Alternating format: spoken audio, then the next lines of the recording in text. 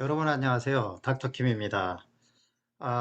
제가 오늘은 좀 뭔가 색다른 말씀을 드려보려고 오늘 이 동영상을 좀 찍었습니다. 왜냐하면 저도 제가 정말 작년부터 바라던 것을 좀 이루었는데, 제 경험도 여러분들에게 좀 말씀드릴 겸 해서 오늘 이러한 동영상을 준비했습니다. 그동안 제가 이제 증권형 토큰, 레이븐코인 이런 것만 좀 말씀드렸는데, 오늘은 이제는 기계가 돈을 벌어주는 시대다라는 주제를 가지고 말씀드리려고 합니다. 먼저 탁 감이 오시죠? 무슨 말씀 드리려고 하는지. 저는 이런 얘기를 2019년도 이후에도 계속 이런 얘기를 했습니다. 블록체인 시대에는 이제 기계가 돈을 벌어주고 사람은 돈을 소비하고 돈을 쓸어 다녀야지, 매번 사람이 노동력을 제공하고 돈을 벌어가는 시대는 점차 없어질 것이다 했는데, 그 생각과 또 제가 그런 꿈꾸던 이런 것들이 이제 금방 다가왔다. 저는 이렇게 생각을 합니다. 자, 바로 4차 산업 시대죠. 사람이 노동력을 제공하고 돈 버는 시대는 이제 점차 사라지고 있다라고 저는 생각을 합니다.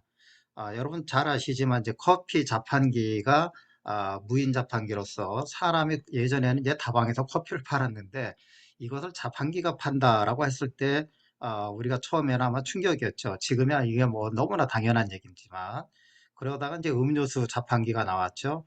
그래서 이것도 결국은 뭡니까? 기계를 설치해 놓고 사람들이 동전을 넣고 그냥 커피나 음료수를 사 먹으면 되는 것이죠. 자, 최근에는 무인 호텔도 생겼고, 무인 빨래방, 무인 편의점, 이런 것들로 확산되고 있어요.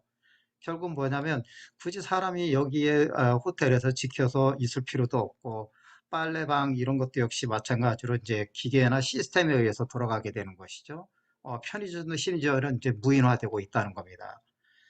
이들의 이제 단점은 있어요. 근데 기계가 좀 오래되고 그러면, 또는 건물이 오래되고 그러면 이제 감가상각이라는 것이 생기고, 문제는 이제 부가적인 가치 창출이 안 되는 것이죠. 그렇죠? 예, 빨래방이나 뭐 무인 편의점 기타 이런 시설이나 설치를 하는 것들은 부가적인 뭔가 가치 창출이 되는 게 있어야 되는데 그런 게 없다는 거예요. 바로 암호화폐가 바로 이런 거다. 저는 이렇게 생각을 했습니다. 그래서 저는 2018년부터 계속 이제 아, 회사를 이제 퇴직하고 나서 뭔가 암호화폐 블록체인 공부를 저도 이제 1년 동안 하다가 암호화폐를 알게 됐고, 그러면서 이제 채굴이라는 것도 좀 알게 됐죠.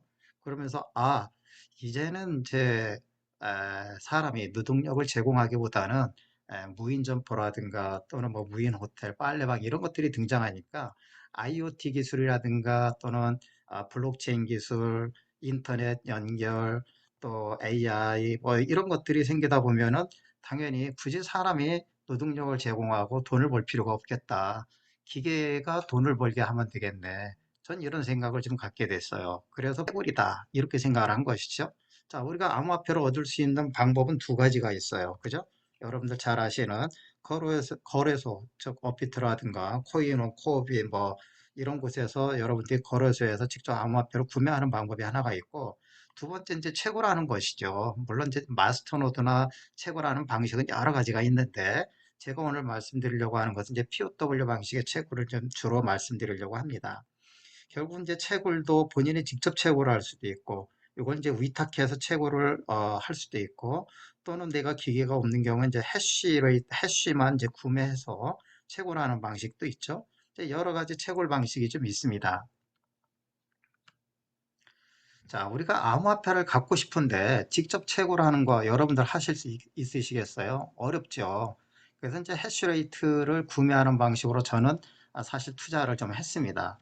그러다가 이제 중국에서 클라우드 채굴 방식에 제가 이제 채굴한다고 해서 여기에 이제 투자를 한 게 저도 레이븐 코인과 파일코인 이런 것들을 이제 제가 투자를 좀 했습니다. 그런데 문제는 이제 내가 통제할 수가 없다는 것이 문제였어요. 특히 이제 채굴 수량이 감소했는데 이게 왜 감소하는지, 그 원인 규명이나 이런 것들을 해결하는 것이 뭐 현실적으로 너무 힘들어온 거고요. 그다음에 이제 중국에서 비트코인 채굴을 이제 중단시켰죠. 정부가 이제 규제를 해서 이걸로 인해서 이제 채굴장이 이제 더 이상 채굴을 할 수 없게 되니까 채굴이 이제 중단되는 사태가 발생된 겁니다. 이 채굴도 이런 것들이 좀 문제가 있구나라는 인식을 저도 했죠. 그래서 내가 통제할 수 있는 범위 내에서 뭔가 채굴을 해야 되겠다. 이런 생각을 저는 좀 가졌습니다. 그래서 이제 지인분들과 함께 뭔가 좀 채굴장을 직접 우리가 한번 만들어서 운영해 보면 어떨까? 아니면 우리가 몇 명이서 투자를 해서 채굴장을 아예 만들어서 그 기계가 24시간 1년 내내 우리에게 암호화폐를 좀 가져다 주게 하는 방법은 없을까? 이런 생각을 하고 지인분들과 이제 한번 투자를 해보자. 이렇게 생각을 해서 작년 한 해 동안에 제가 전국 채굴장을 좀 사실 많이 다녀봤어요. 이더리움, 파이코인, 레이븐코인 채굴하는데 이런 데를 돌아다니면서 투자비가 얼마나 드는지 또는 운영 관리상의 문제는 뭐가 없는지 채굴의 채산성이나 이런 것들은 뭔지 또 채굴장을 운영하는 데서의 리스크는 뭔지 뭐 이런 것들을 저도 나름대로 이제 검토를 많이 해봤는데 결론은 내가 직접 이 채굴장을 운영하는 것이 불가능하겠다라는 이러한 생각을 좀 했습니다. 왜 그런 생각을 하게 됐냐면 결국은 내가 채굴장을 운영해 본 경험이 없단 말이에요.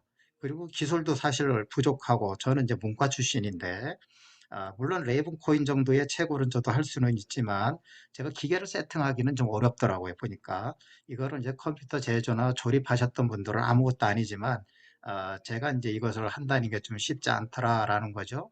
그리고 이제 인력의 직원을 뽑아서 지방이나 이렇게 갈 경우에 인력에 대한 수급 문제라든가 또는 거리상의 문제 또는 이제 전력 수급 문제 등 여러 가지가 이게 뭐 보통 고민이 되는 게 아니고 막상 또 운영을 하게 됐을 때의 문제점 이런 것들도 굉장히 많이 발생하게 되더라고요. 그래서 좀 방향을 선회했어요. 그래서 이분들과 같이 방향을 좀 바꿔보자. 그래서 뭔가 사는 곳과 좀 가까운 곳에 내 개인 채굴장을 운영하면 어떻겠냐. 라는 이런 생각을 좀 하게 됐고, 그러면 결국 이제 위탁 채굴장을 찾는 것밖에 없었어요. 그래서 최근에 제가 이런 위탁 채굴장을 좀 발굴하고 채굴해서, 발굴했어요. 그래서 오늘 여러분들한테도 한번 간단하게 소개를 해드리고, 나중에 혹시 여러분들 중에서도 저처럼 이런 생각을 가지신 분들은 사실 위탁 채굴장에 채굴을 맡기는 것이 더 효과적일 수 있겠다. 이런 말씀을 한번 드려봅니다. 시끄럽습니다. 이게 지금 채굴기인데 3단으로 현재 되어 있네요.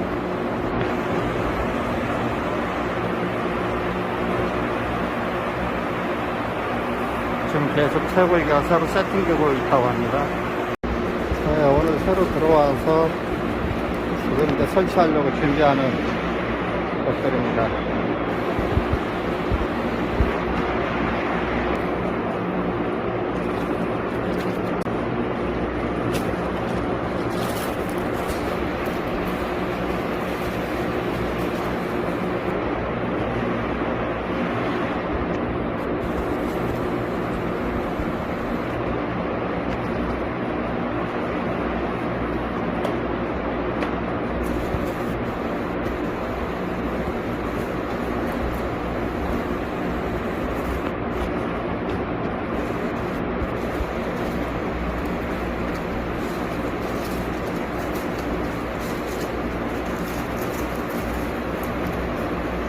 그리고 3080입니다. 6개짜리 이더리움을 현재 채굴하고 있습니다.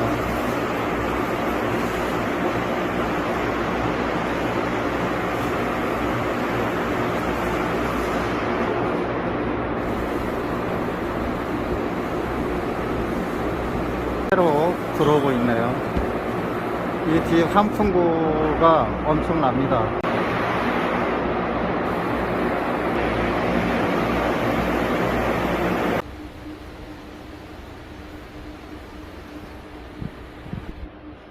보통 한 이 정도 나오시거든요.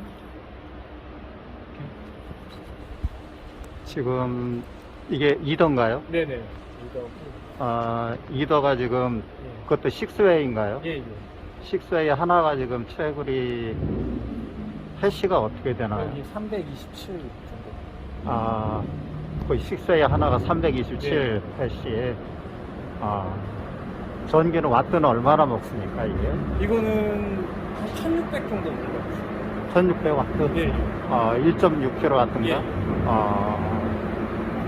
이건 캔이라고 하면 예, 이거보다 더 먹어요. 레이븐이 오히려 더 먹어요? 예. 레이븐이 원래 전기를 먹어요. 그래요? 여기는 전부 새 거로만 세팅하네요. 나중에 이게 중국 가격도 꽤 된다고 합니다. 지금이 가장 쌀 때 세팅을 한 거고요. 제가 이거 작년 10월 달에 알아볼 때만 해도 이게 1200만 원이었거든요. 근데 그 사이에 지금 가격이 싸졌었네요. 그러니까. 이곳이 이제 새로 설치를 준비하고 있는 곳입니다. 그다음에 선을 바닥으로 깔지를 안 했어요. 그러니까 바닥이 깨끗하죠.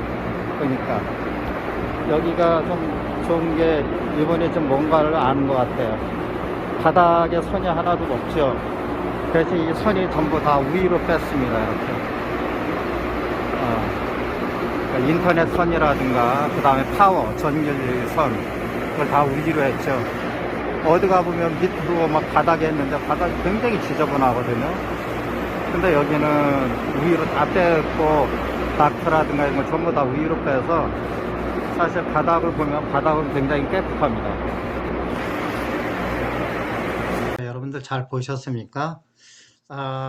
이게 채굴장이 저렇습니다. 저건 그래도 좀 GPU 카드 채굴장이라 여러분들 뭐 소리가 좀 덜 나죠. 제가 지금 소리가 큰 거는 큰 환풍기가 8개가 있어가지고 그게 일정 온도가 올라가면은 자동으로 그 환풍기가 돌아가게 돼 있더라고요. 보니까.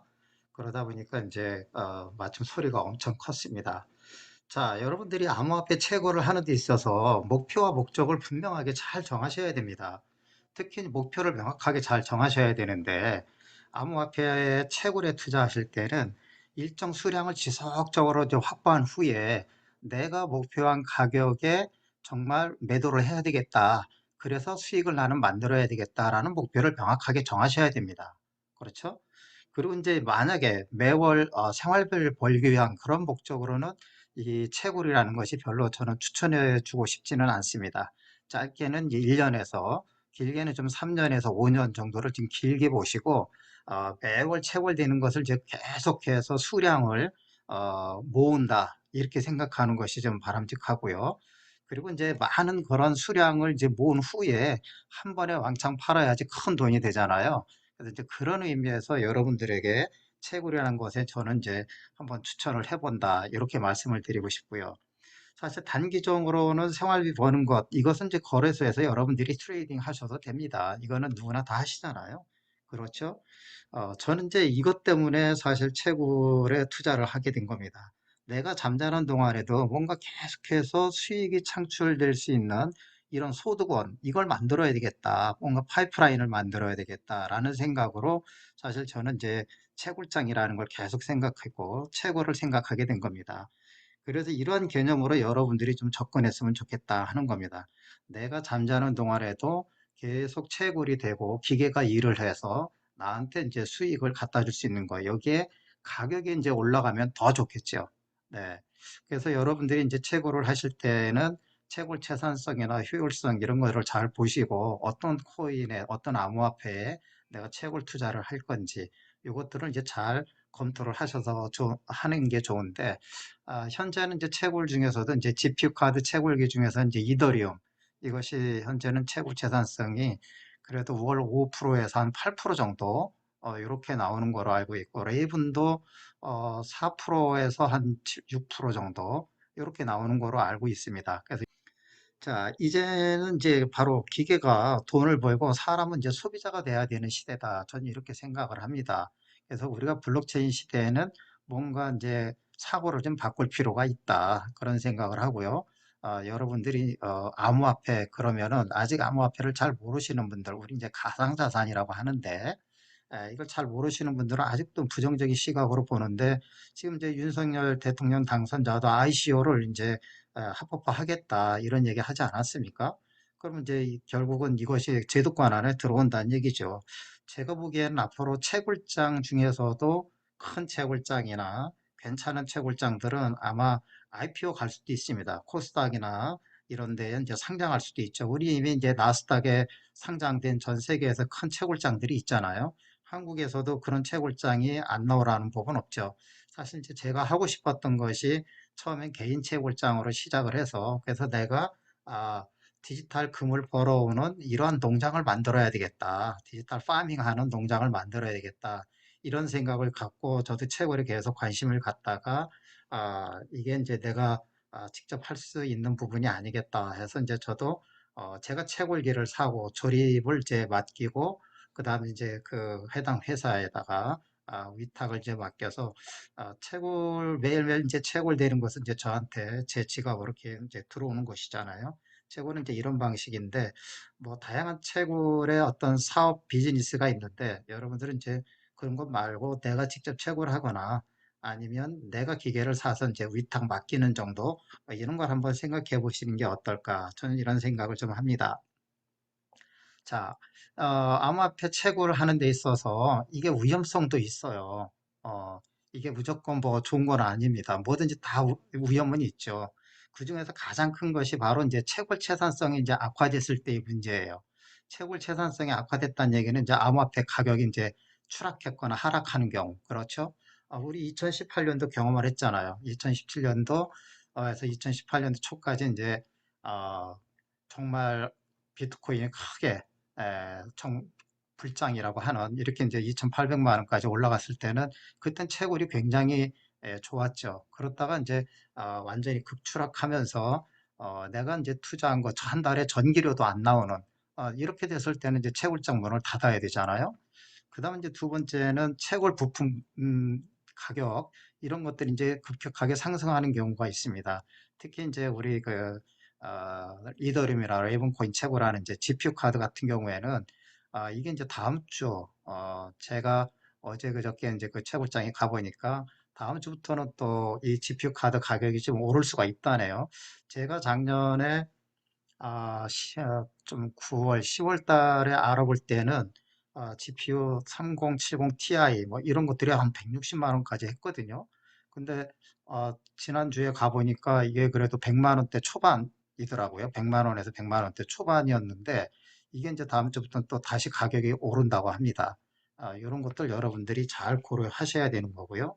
그다음에 이제 전기료가 높아진다거나 전기료 가격이 높아진다거나 또는 이제 채굴기에 이제 전력 소모량이 증가하는 경우, 이거는 이제 채굴기가 좀 오래되면 이럴 수가 있거든요. 이러면은 이제 사실 채굴기는 전기를 좀 많이 먹기 때문에 한 달에 이제 전기료가 꽤 나갑니다. 그래서 이제 그런 전기 전력 소모량이나 이런 것들을 잘 컨트롤 해야 되고요. 그다음에 이제 해시레이트가 갑자기 급증하는 경우, 이거는 이제 채굴자가 그만큼 많이 늘어났다는 얘기죠. 컴퓨터가 많이 증가했다는 얘기 때문에 가격 상승의 요인이 되는 좋은 점도 있습니다. 그렇지만 이제 채굴 채산성에는 문제가 될 수 있기 때문에 가장 채굴 채산성의 이제 위험 요인은 이런 바로 채산성의 악화 이런 부분을 이제 우리가 항상 봐야 된다라는 거고요. 그다음에 이제 난이도의 이제 급격한 상승으로 인해서 채굴량이 감소하는 경우가 있거든요. 그다음에 이제 정부의 어떤 제도라든가 법적 규제가 강화될 경우, 우리 2017년도에 뭐 겪었잖아요. 이로 인해서 완전히 그냥 전체 암호화폐 시장뿐만이 아니라 채굴 시장이 갑자기 확 주저앉은 경우가 있었죠. 자, 이런 문제들이 있을 수가 있고요. 자, 그다음에 이제 채굴장이 부도가 나거나 또는 이제 폐업하거나 또는 이제 채굴이 중단되는 경우가 있어요. 결국 이 채굴장의 이러한 요인은 결국 이제 채굴의 채산성이 악화될 경우에 이런 일이 발생하지 채굴 채산성이 악화가 안 되면 사실 부도 나거나 폐업할 일이 없죠. 또는 채굴 중단이 될 일이 없습니다. 이런 부분들은 아, 위에 이러한 요인들은 이제 잘 보면서 투자를 좀 하셔야 된다. 이런 말씀을 제가 좀 드리겠습니다. 자, 암호화폐 채굴 투자의 이제 최근 동향을 한번 살펴볼게요. 제가 이제 최근에 이런 쪽에 있으면서 저한테 이런 분들이 왜 나한테 문의를 다 하지? 하는 이런 것을 좀 제가 겪게 됐는데 그 중에 하나가 이제 그 현금 유동성이 좋은 분들이 있죠. 이런 분들이 이제 채굴 시장에 이제 유입되고 있는 것 같다라는 생각이 들어요. 실질적으로 이제 그런 분들이 저에게 문의도 오고 왜 그러냐 봤더니 기존의 어떤 금융권 이런 쪽은 이제 수익성이 별로 좋지 않잖아요. 그 현금 넣어봐야 은행에 갖고 있어봐야 뭐 별로 이렇게 오르지도 않고 그다음 이제 부동산 같은 경우에 이제 규제도 심하고 하다 보니까 주식하자니 이제 주식도 이미 좀 투자를 해놓은 상태이거나 뭐 펀드 투자해놨거나 뭐 이런 분들이 수익성이 더 좋으면서 그나마 좀 안전한 게 뭐가 있을까 찾는데 이것이 이제 채굴 쪽에 이런 분들이 좀 많이 오시는 것 같다라는 생각이 들고요. 그다음에 이제 중소기업 등의 이제 잉여자금 이런 거를 활용하는 방안 중에 하나로 채굴에 투자하는 경우가 좀 있어요, 보니까. 최근에 이제 제가 예전에 마케팅이나 경영 컨설팅을 좀 했었는데 그때 이제 알게 된 그 중소기업이나 이런 분들의 사장님들이 최근에 저한테 이제 뭐 하시냐고 물으면서 제가 이제 이런 걸 한다고 그랬더니 그거 내가 좀 투자하자. 뭐 이렇게 해서 지금 이제 채굴기를 이제 구매하고 위탁을 이제 맡기는 거죠, 이분들은. 그리고 직접 이 채굴 회사들이 이제 세금 계산서를 끊어주는 회사도 있고, 이제 개인은 이제 못 끊어주는 회사도 있겠지만은 요즘에는 대부분 다 세금 계산서를 끊어준 것 같아요.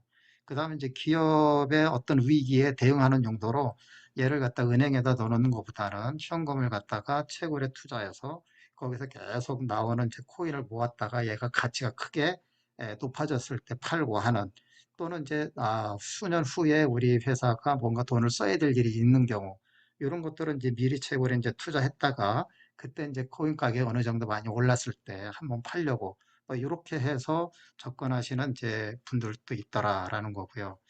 그리고 이제 기존의 이제 금융권 중에서도 뭔가 좀 안전하면서도 수익을 좀 더 좋은 수익이 나는 곳이 없을까라고 찾는 고객들이 있어요. 이런 고객들을 기존 금융권에서 소개를 합니다. 그래서 오히려 채굴 시장에 이런 분들이 소개돼서 오는 경우도 간혹 있습니다. 저도 이런 분들이 좀 만나봤고요. 그리고 이제 퇴직자나 은퇴자들, 이런 분들이 보통 나오면 이제 우리 프랜차이즈 사업이나 이런 자영업을 하시려고 그러잖아요. 근데 뭐 그래서 편의점이라든가 뭐 식당이라든가 기타 뭐 다른 이런 장사나 이런 것들을 좀 하려고 했는데 이분들이 이제 그 돈으로 차라리 채굴에 투자하고 그래서 기계한테 일 시키고 차라리 나는 그 시간을 즐기는 게 낫겠다. 평생 일했으니까. 이런 생각을 가지고 들어오신 분들도 있습니다. 사실은. 아직은 이제 그 전에는 이분들이 직장을 다니시거나 그럴 때 저도 직장 다닐 때는 이런 거 뭐 쳐다도 보지 않았었고 그땐 저도 몰랐죠, 사실은. 근데 이제 나오면서는 이런 세상이 다 있구나라는 걸 이제 알게 돼서 투자를 하는 거하고 똑같습니다. 자, 그다음에 이제 저처럼 개인 채굴장을 좀 갖고 싶어 했던 사람들이 있어요. 저 같은 경우가 계속 그랬지만, 그래서 개인 채굴장을 갖기에는 내가 이것을 유지, 운영, 관리, 이런 면에서 이제 전문성과 이런 것들이 좀 기술도 부족하고 하다 보니까 차라리 이것을 이제 위탁해서 내 개인 채굴장처럼 활용해야 되겠다. 이렇게 생각을 가진 분들이 있죠. 그래서 이제 이런 분들이 바로 새로운 이제 암호화폐 채굴에 새로 신규 시장 이제 수요가 유입되는 그러한 것이다라고 제가 좀 최근에 동향을 한번 살펴봤습니다. 도움이 필요하신 분은 아래 연락처로 저에게 문자를 주시면 제가 연락을 드리겠습니다. 제가 제 경험을 중심으로 여러분들에게 충실하게 안내를 해드리도록 하겠습니다. 감사합니다.